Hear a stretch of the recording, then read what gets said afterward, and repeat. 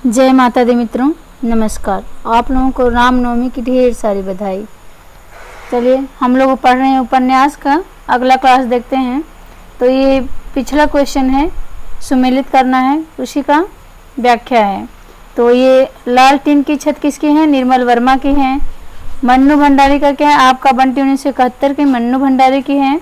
जुगलबंदी गिरिराज किशोर। किशोर लोग क्या करते हैं? जुगलबंदी करते रहते हैं ना, और गिरिराज इसलिए गिर जाते हैं, तो ऐसे याद किया हमने। 55 खंभे लाल दीवारें उषा प्रेमबदा की है। उषा प्रेमबदा की 55 खंभे लाल दीवारें रुकेगी नहीं रात का, ऐसे ऐसे करके हैं। अगला क्वेश्चन देखते हैं। काला जल उपन्यास के लेखक हैं बड़े उजमा, बदी उजमा को लिखा गया लग रहा है, बड़े उजमा। सानी रमेश बख्शी, कृष्णा सोबते। यूपी पीजीटी 2010 में आया क्वेश्चन है। तो ये गुलशेर खां सानी है। काला जल, काला जल सानी, शान से पी जाते हैं खसानी। तो काला जल उपन्यास के लेखक सानी हैं। इनका पूरा नाम गुलशेर खां सानी है। काला जल 1965 की है और इसमें बस्तर जिले के जगदलपुर के 2 मुस्लिम परिवारों के 3 पीढ़ियों की कथा दी गई है। सानी की अन्य रचनाएं कस्तूरी, पत्थरों में बंद आवाज, सालबानों के दीप, फूल तोड़ना मना है आदि। अगला क्वेश्चन देखते हैं। एक पति के नोट्स, ये उपन्यास के लेखक कौन है? गिरिराज किशोर हैं, महेंद्र भल्ला हैं, गोविंद मिश्र हैं या राजी सेठ है? तो यूपी पीजीटी 2010 में आया क्वेश्चन है। तो एक पति के नोट्स ये महेंद्र भल्ला का है, और एक पत्नी के नोट्स ये किसका है? ममता कालिया का है। व्याख्या देख लेते हैं। एक पति के नोट्स उपन्यास के लेखक महेंद्र भल्ला हैं, और महेंद्र भल्ला के अनुपन्यास हैं दूसरी तरफ, उड़ने के पेस्तर, 2 देश और तीसरी उदासी। अगला क्वेश्चन देखते हैं। निम्नलिखित रचनाओं में कौन सी ऐसी पुस्तक है जो भारत पाकिस्तान विभाजन को लेकर लिखी गई है? तमस, आधा गांव, कितने पाकिस्तान, राग दरबारी। तो ये राग दरबारी है जो भारत और पाक के विभाजन पर लिखी गई है, राग दरबारी। देखिए, तमस, आधा गांव, कितने पाकिस्तान, ये उपन्यास का विषय भारत पाकिस्तान विभाजन से संबंधित है। अच्छा, है पूछा गया है, सॉरी है पूछा गया है। तो देखिए कितने पाकिस्तान, तो पाकिस्तान से भारत विभाजन का है। तमस यानी तमस रहा है, तप रहा है पाकिस्तान, तो भारत पाकिस्तान का इससे भी है। आधा गांव, आधा गांव पाकिस्तान, आधा गांव भारत, ऐसे याद करेंगे तो भारत पाकिस्तान हो जाएगा। ये राग दरबारी ये जो नहीं है, ये भारत पाकिस्तान पे नहीं लिखा गया, देखते हैं। जबकि राग दरबारी जो है ये उपन्यास इससे संबंधित नहीं है। राग दरबारी के लेखक कौन है? श्रीलाल शुक्ल, और इन्हें राग दरबारी पर साहित्य अकादमी पुरस्कार भी मिला है। कितने पाकिस्तान ये कमलेश्वर के हैं। तमस भीष्म साहनी, और आधा गांव राही मसूम रजा का है। अगला क्वेश्चन देखते हैं। दीवार में एक खिड़की रहती थी, ये उपन्यास की रचना किसने की है? गिरिराज किशोर, काशीनाथ सिंह, अरुण और विनोद कुमार शुक्ल। तो दीवार में एक खिड़की रहती थी, ये विनोद कुमार शुक्ल को है। और ये नौकर को कमीज कब दिए थे? देखिए कन्फ्यूजन रहता है कि एक तो विनोद रस्तोगी हैं और ये विनोद कुमार शुक्ल हैं, तो ऐसे याद करेंगे कि ये दीवार में जो खिड़की रहती थी, देखते हैं यहाँ से, एक नौकर की कमीज विनोद कुमार शुक्ल पक्ष में दिए थे एक नौकर को कमीज, और कहेंगे तुम जब पहनोगे तो खिलेगा, और खिलेगा तो हम देखेंगे, तो खिलेगा तो देखेंगे, ये बता रहे हैं कौन? विनोद कुमार शुक्ल पक्ष में नौकर कमीज दिए और कह रहे तुम पहनेगे तो खिलेगा तो देखेंगे। तो ये कह रहे हैं दीवार में एक खिड़की रहती है, वहीं से देखेंगे। तो दीवार में खिड़की से जब देखें तो ये हरी घास का छप्पर दिखाई दिया। जो नौकर की कमीज दिए थे उस नौकर का जो घर था, हरी घास के छप्पर वाली झोपड़ी और बौना पहाड़, ये एक ही में है। हरी घास की छप्पर वाली झोपड़ी और बौना पहाड़, ये विनोद कुमार शुक्ल की है। अपना मोर्चा काशी काशी और रेहन पे रघु, ये काशीनाथ सिंह का उपन्यास है। अपना मोर्चा काशी काशी रेहन पे रघु, ये किसका है? ये काशीनाथ का है। और कोपल कथा अरुण कमल का उपन्यास है। कोपल, तो कोप जाते हैं कौन? अरुण कमल, अरुण कमल के लिए कोप जाते हैं, तो उनकी कथा है। अगला क्वेश्चन देखते हैं। प्रेमचंद्र का कौन सा उपन्यास गांधीवाद से प्रभावित है? प्रेमचंद्र का कौन सा उपन्यास गांधीवाद से प्रभावित है? गोदान, कर्मभूमि, रंगभूमि, सेवा सदन। तो कौन सा है? तो ये है रंगभूमि। रंगभूमि गांधीवाद से प्रभावित है। देखते हैं, प्रेमचंद रचित उपन्यास रंगभूमि 1925 ईस्वी में बनारस से लेकर राजस्थान तक की कथा व्याप्त है। इसका मुख्य पात्र सूरदास है, जिसने अपने गांधीवादी व्यक्तित्व के द्वारा इस उपन्यास को महाकाव्यात्मक उपन्यास बना दिया। प्रेमचंद्र के अन्य उपन्यास हैं देवस्थान रहस्य, प्रेमा, सेवा सदन, वरदान, प्रेमाश्रम, कायाकल्प, निर्मला, प्रतिज्ञा, कर्मभूमि, गोदान और मंगलसूत्र। मंगलसूत्र अधूरा, ये भी 1936 का ही, पर 1948 में इनके पुत्र ने पूरा किया है। अगला क्वेश्चन देख लेते हैं, आंचलिक उपन्यासों का प्रवर्तक किसे माना जाता है? नागार्जुन, शिवपूजन सहाय, फणीश्वरनाथ रेणु, शिव प्रसाद सिंह। तो ये फणीश्वरनाथ रेणु है।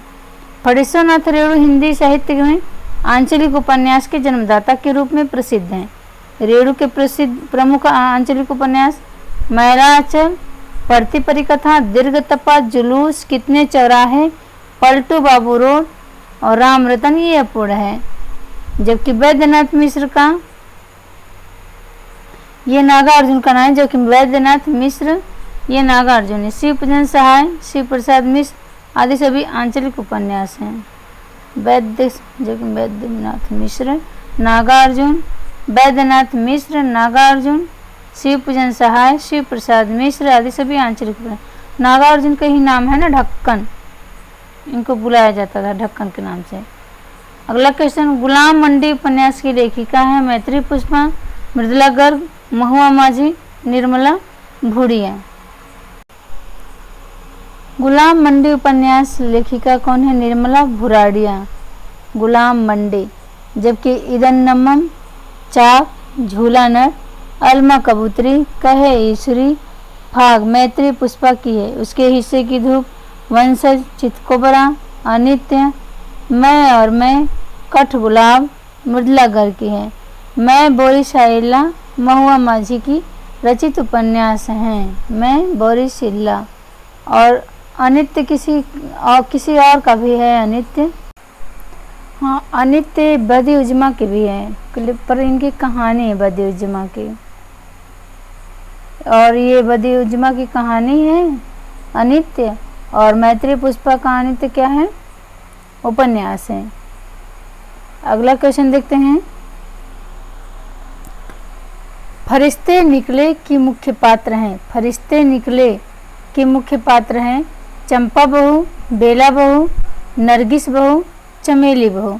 यूपी पीजीटी 2013 में आया क्वेश्चन है।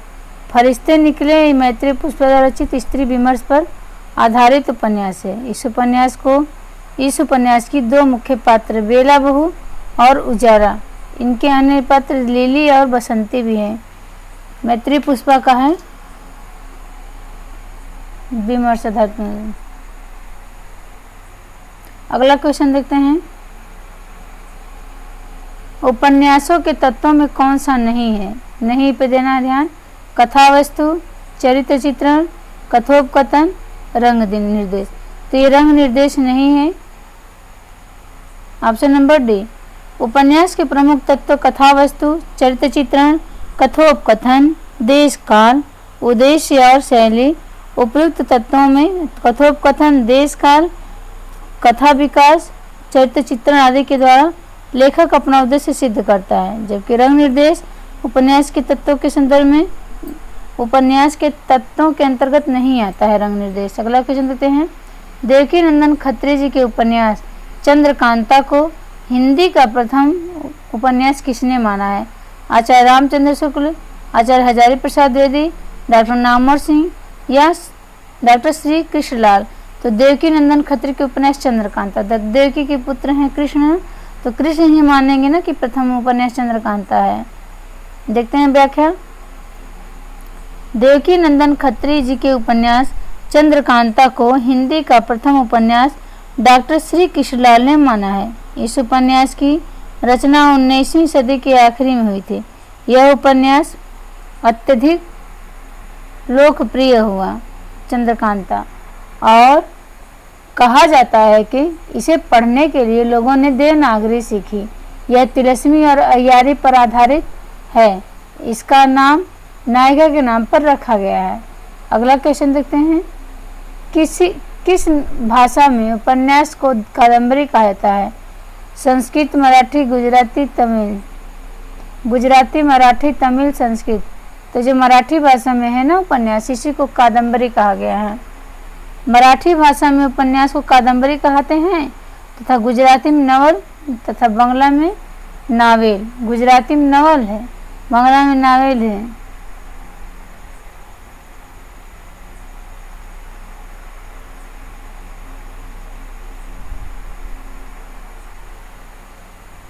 अगला क्वेश्चन देखते हैं, निम्नलिखित में से कौन सा सुमेलित नहीं है? श्यामा स्वप्न, आचार्य वृत्तांत, सौ अजान एक सुजान, विधवा विपत्ति। तो श्यामा स्वप्न किसका है? श्यामा स्वप्न जगमोहन का है ना, जगमोहन सिंह का है। श्यामा स्वप्न जगमोहन सिंह का। आचार्य वृत्तांत ये अंबिका का है।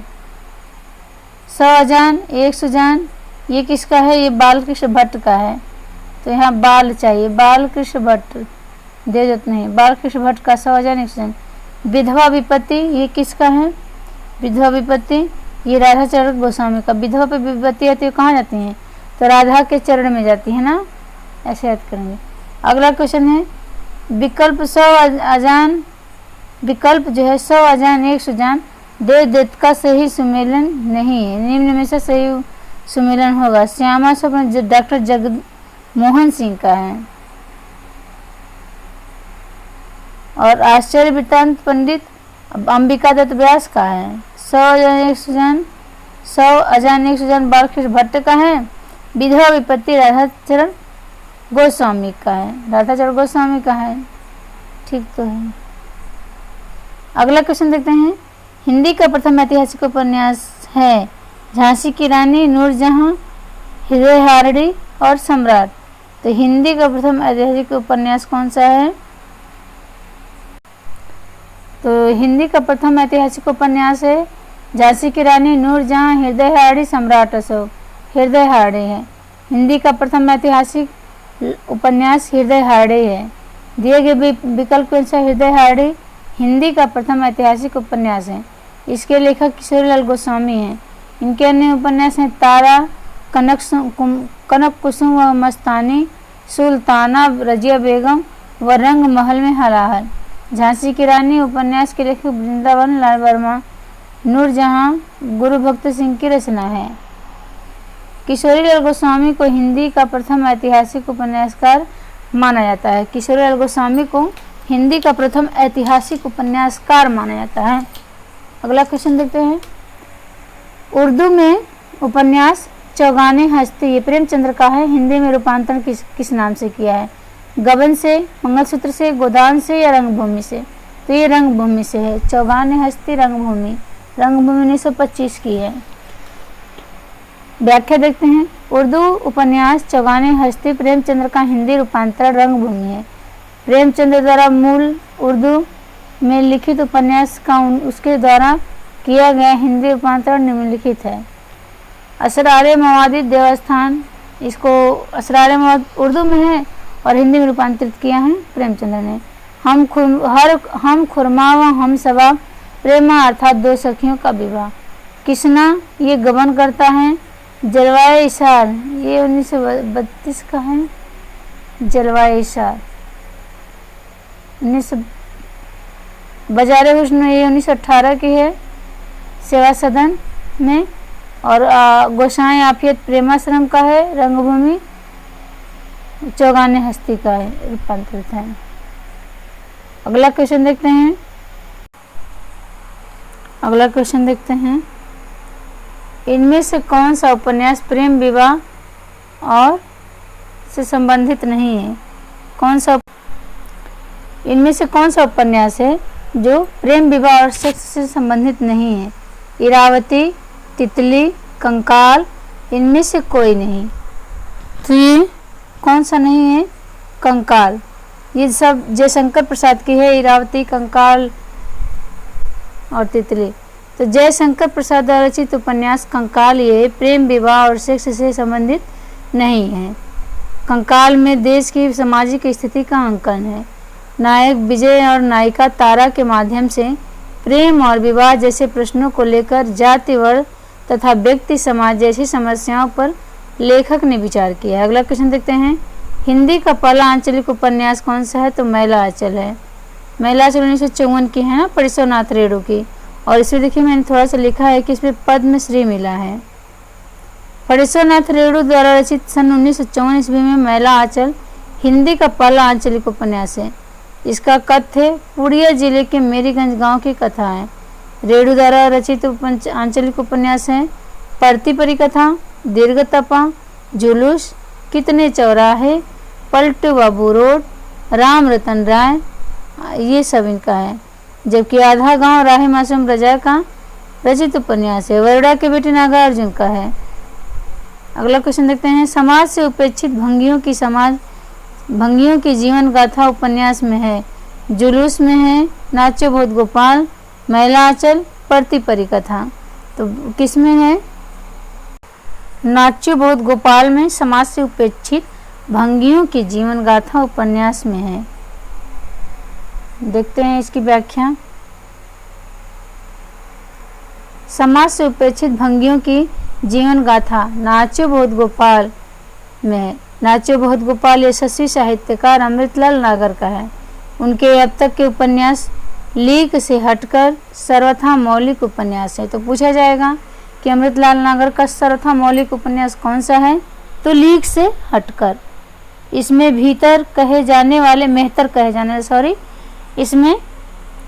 मेहतर कहे जाने वाली अछूतों, अभंगों, अत्यजों के चारों ओर की कथा का ताना बुना गया है और उनके अंतरंग जीवन की रसाद्र और हृदय ग्राही झांकी प्रस्तुत की गई है। अगला क्वेश्चन देखते हैं, कृष्णा सोबती की कौन सी कृति साझी संस्कृति पर है? मित्रों मर जाने, हम हसमत, जिंदगी नामा, यारों के यार। तो ये जिंदगी नामा है। देखते हैं व्याख्या। कृष्णा सोबती की कृति जिंदगी नामा साझी संस्कृति पर है। इस उपन्यास में न कोई नायक है न कोई नायिका, सिर्फ लोग और लोग हैं। इस उपन्यास में सोबती जी ने पात्रों के चरित्र निरूपण के लिए चरित्र सृष्टि न करके पंजाबी सामाजिक संस्कृति का परिवेश के चित्रण द्वारा उपन्यास की सृष्टि की है। इस कारण से डेरा जट्टा गांव ही प्रतीकात्मक चित्र बन गया। उन्होंने पंजाब की साझा संस्कृति, पारिवारिक, सामाजिक, मानवीय संबंधों को, आपसी प्रेम, पारस्परिक राग विराग को ही चित्रित के रूप में उकेरा है। और कृष्ण सोबती के अन्य उपन्यास हैं मित्रों मर जाने, दिल्लो, दानिश आदि। अगला क्वेश्चन देखते हैं, निम्नलिखित उपन्यास का कालक्रम को सही विकल्प चिन्हित करना है। तो सबसे पहले कौन सा आएगा? तो सबसे पहले देखिए प्रेमाश्रम 1922 की है। प्रेमाश्रम में 1922 की है। और कर्मभूमि तो 1932, कहीं कहीं 33 मिलता है। तो पहले 1922 देखते हैं। प्रेमचंद्र 1922, गबन 1931 की है। गबन 1931 की है। उसके बाद कर्मभूमि 1932 की है, कहीं कहीं 1933 भी मिलता है। उसके बाद गोदान 1936 की। तो ऑप्शन नंबर सी सही होगा। देखिए व्याख्या दिया है कि प्रेमाश्रम 1922 की, गबन 1931 की, कर्मभूमि 1932 और 1933 दोनों मिलता है।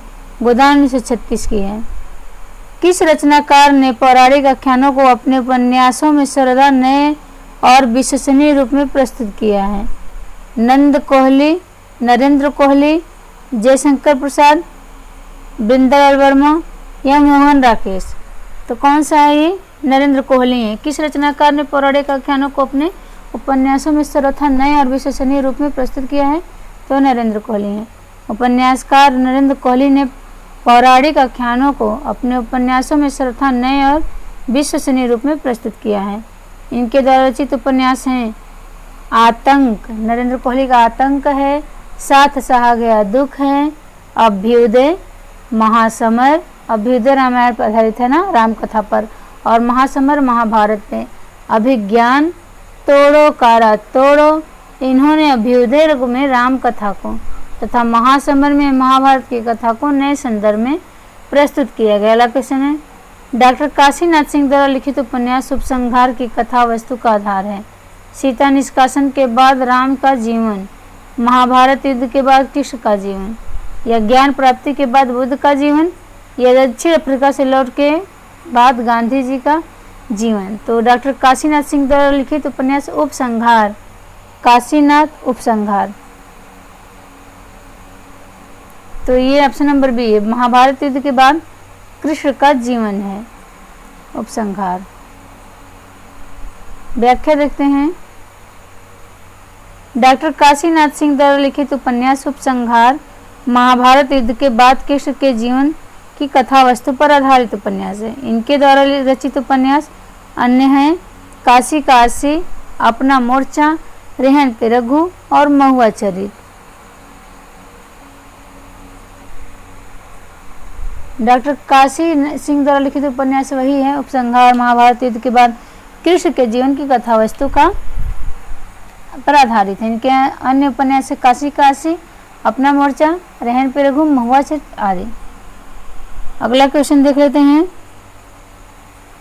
सुरेंद्र वर्मा कृत प्रसिद्ध उपन्यास मुझे चांद चाहिए की नायिका वर्षा वशिष्ठ, अनन्या, महुआ या मधुलिका। तो सुरेंद्र वर्मा की ऑप्शन नंबर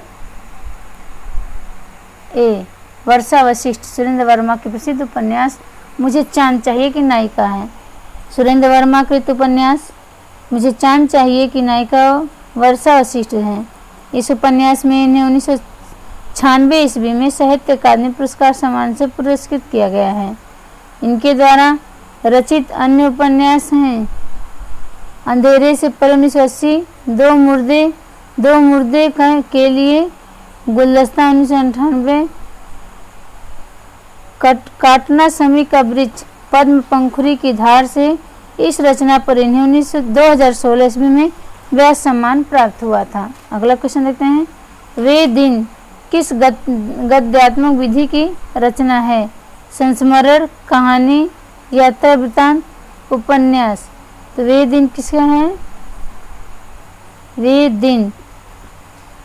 दिन किस गद्यात्मक विधि की रचना? तो ये उपन्यास ही है, ऑप्शन नंबर डी। वे दिन निर्मल वर्मा द्वारा रचित उपन्यास विधा की रचना है। यह उपन्यास चेकोस्लोवाकिया की पृष्ठभूमि पर आधारित है। निर्मल वर्मा द्वारा रचित अन्य उपन्यास हैं लाल टीन की छत, एक चिथड़ा सुख, रात का रिपोर्टर, अंतिम मरण आदि। अगला क्वेश्चन है, फांस उपन्यास के लेखक हैं पंकज बिष्ट, संजीव, शिवमूर्ति या मिथिलेश्वर। तो फांस का है कौन सा? शिवमूर्ति। फांस तो फांस संजीव का है ना, संजीव का है फांस। देखते हैं इनकी संजीव की और सी रचनाएं हैं। फांस, किशनगढ़ का अहेरी, सर्कस, सावधान नीचे आग है, सूत्रधार। पंकज बिष्ट, ये लेकिन दरवाजा, उस घड़िया का नाम,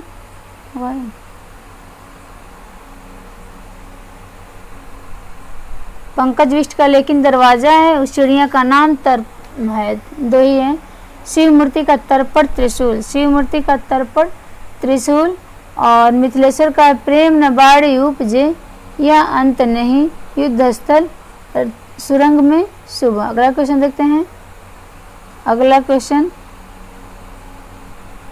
निम्नलिखित में से कौन सा औपनिवेशिक कृति घनीभूत वेदना की केवल एक रात में देखे हुए विजन को शब्दबद्ध करने का प्रयत्न है? यानी पूछा गया है कि निम्नलिखित में से कौन सा औपन्यासिक कृति है इसमें जो घनीभूत वेदना को केवल एक रात में देखे हुए विजन को शब्दबद्ध करने का प्रयत्न करता है? भूले बिसरे चित्र, अनामदास का पोथा, अपने अपने अजनबी, शेखर एक जीवनी। तो शेखर एक जीवनी है,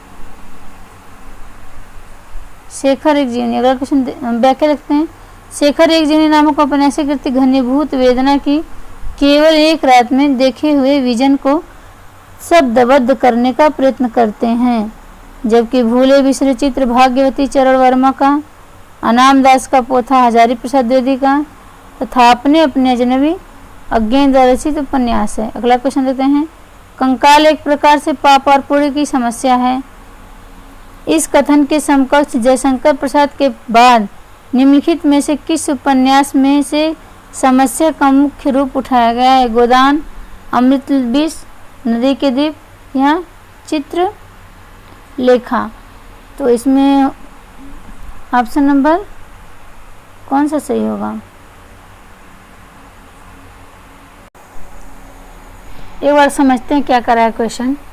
कंकाल एक प्रकार से पाप पुण्य की समस्या का उपन्यास है, कंकाल जयशंकर प्रसाद वाला। और इस कथन के समकक्ष जयशंकर प्रसाद के बाद निम्नलिखित में से किस उपन्यास में इस समस्या को मुख्य रूप से उठाया गया है? गोदान, अमृत और विष, नदी के द्वीप, चित्रलेखा। तो ये है चित्रलेखा। कंकाल चित्रलेखा जो है किसकी है? भगवती का है ना चित्रलेखा। देखते हैं कंकाल इस एक प्रकार से पाप और पुण्य की समस्या को का उपन्यास है।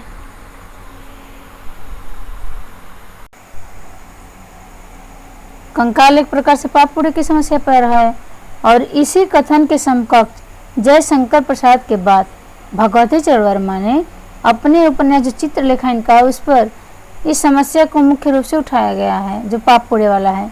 चित्रलेखा उपन्यास के प्रमुख पात्र है बीजगुप्त, कुमारगिरी, चाणक्य, चित्रलेखा। जबकि गोदान ये प्रेमचंद द्वारा लिखित है ना। अमृत और विष ये अमृतलाल नागर का है।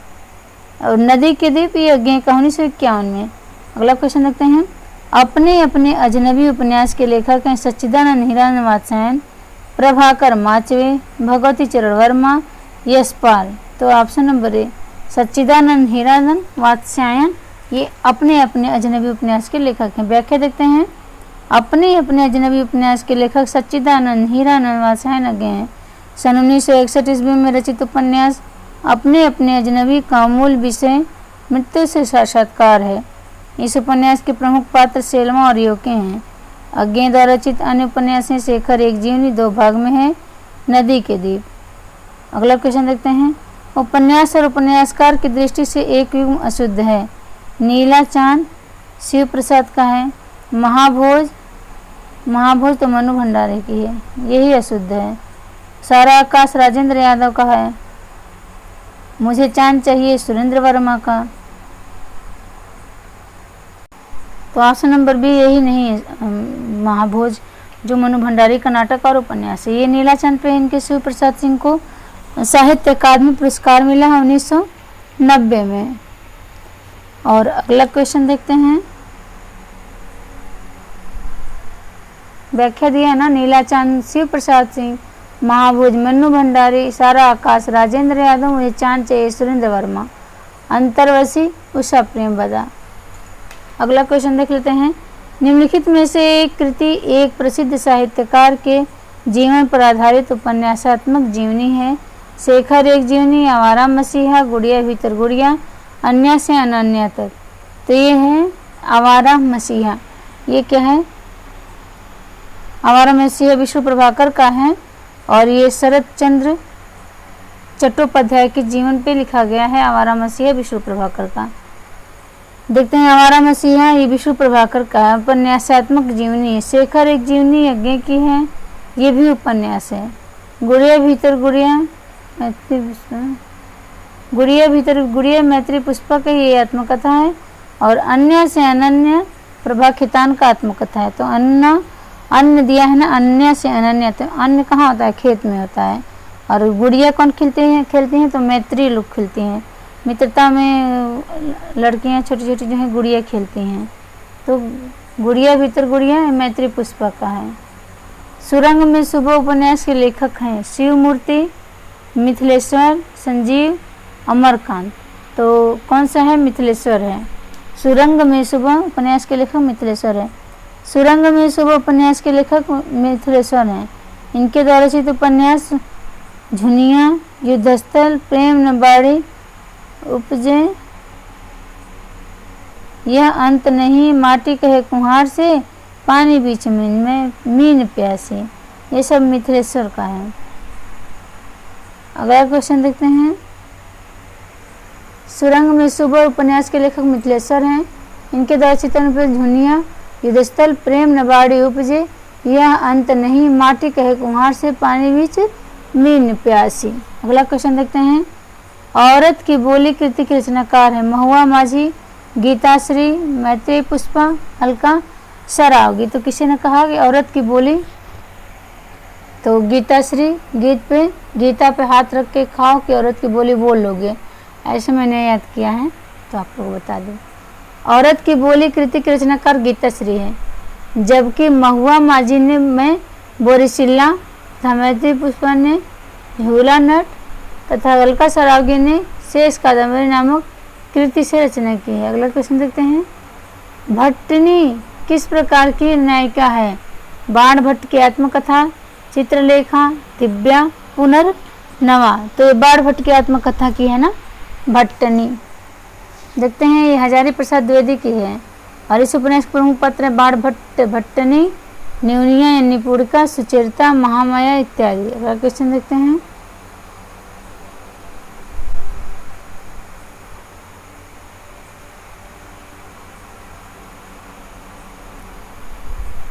निम्नलिखित उपन्यासों में श्रीलाल शुक्ल का कौन सा उपन्यास है? एक चित्रा सुख, ये निर्मल वर्मा का है। उखड़े हुए लोग राजेंद्र यादव का है। सीमाएं टूटती हैं, ये शुक्ल का है। और तीसरा आदमी, तो श्रीलाल शुक्ल का कौन सा उपन्यास नहीं है? श्रीलाल शुक्ल का कौन सा नहीं है पूछा है ना, नहीं कौन सा है पूछा है, क्षमा करिएगा।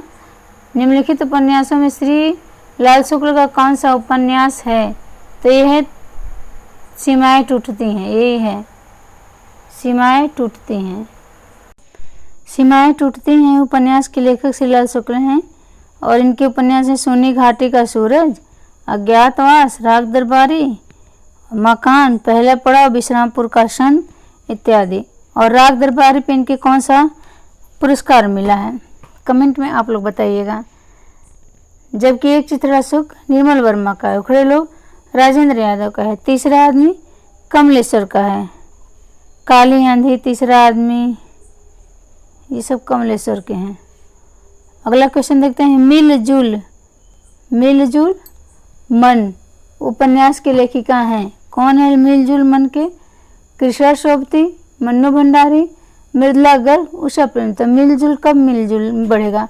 जब मृदुल स्वभाव के रहेंगे हम तभी मिलजुल बढ़ेगा, ऐसे याद करेंगे। मिलजुल मन ये उपन्यास के लेखिका मृदुला गर्ग के हैं और इसके द्वारा रचित उपन्यास हैं उसके हिस्से की धूप, वंशज, चितकोबरा, अनित्य, मैं और मैं, कठ गुलाब इत्यादि। अगला क्वेश्चन देखते हैं। हजारी प्रसाद द्विवेदी के उपन्यास अनामदास का पोथा में किस उपनिषद के सर्वाधिक स्थलों का प्रयोग हुआ है? कठोपनिषद, छांदोग्य उपनिषद, याज्ञवल्क्य उपनिषद या बृहदारण्यक उपनिषद। तो ये छांदोग्य उपनिषद में है। हजारी प्रसाद द्विवेदी के उपन्यास अनामदास का पोथा में छांदोग्य उपनिषद के सर्वाधिक स्थलों का प्रयोग किया गया है। यह उपन्यास 1976 ईस्वी में प्रकाशित हुआ। इस उपन्यास में औपनिषदिक गुण औपनिषदिक युग का वर्णन है। अगला क्वेश्चन देखते हैं। तीसरा सत्ता उपन्यास के लेखक का क्या है? लेखक का नाम गिरिराज किशोर, श्रीलाल शुक्ल, गोविंद मिश्र, निर्मल वर्मा। तो गिरिराज किशोर का है तीसरा सत्ता। तीसरी सत्ता उपन्यास के लेखक गिरिराज किशोर हैं। इनके द्वारा रचित उपन्यास हैं लोग, चिड़ियाघर,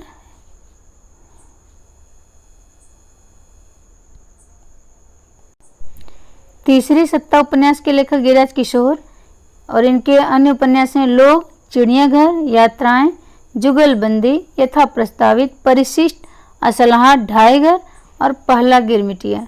ये सब किसका है? गिरिराज किशोर का है। अगला क्वेश्चन देखते हैं। निम्नलिखित में से कौन सा उपन्यास कमलेश्वर का नहीं है? नहीं भी ध्यान देना। काली आंधी ये भी है, डाक बंगला भी है, कितने पाकिस्तान भी है, तो तीनों हैं। कमलेश्वर का चौखट नहीं है, चौखट द्रोणवीर कोहली का है। चौखट उपन्यास कमलेश्वर का नहीं है, चौखट उपन्यास के रचयिता द्रोणवीर कोहली हैं, जबकि कमलेश्वर द्वारा रचित उपन्यास काली आंधी, डाक बंगला, कितने पाकिस्तान, एक सड़क 57 गलियां, लौटे हुए मुसाफिर, सड़क में खोया हुआ आदमी, ये सब किसकी हैं? कमलेश्वर का है। अगला क्वेश्चन देखते हैं, उपन्यास और कहानी के अंतर को व्यक्त करने वाला जो कथन सही है उसे छांटना है। तो देखते हैं, उपन्यास कहानी का लघु संस्करण होता है।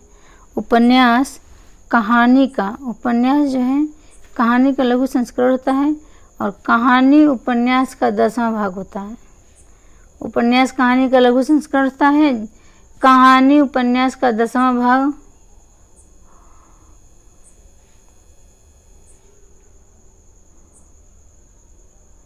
तो कहानी है ना, एक मिनट, उपन्यास कहानी का लघु संस्मरण होता है और कहानी उपन्यास का 10वां भाग होता है। यह कथन उपन्यास और कहानी को व्यक्त करने की दृष्टि से सही नहीं है, शेष तीनों कथन सही है। क्षमा करिएगा, रात में पूजा था ना रामनवमी, तो जागने की वजह से थोड़ा दिक्कत हो रही है। आप लोगों को बहुत बहुत आभार, बहुत बहुत शुभकामनाएं। अगर आपको वीडियो पसंद आए तो लाइक शेयर सब्सक्राइब करिएगा। सभी को जय माता दी, सभी को नमस्कार, सभी को शुभ रात्रि।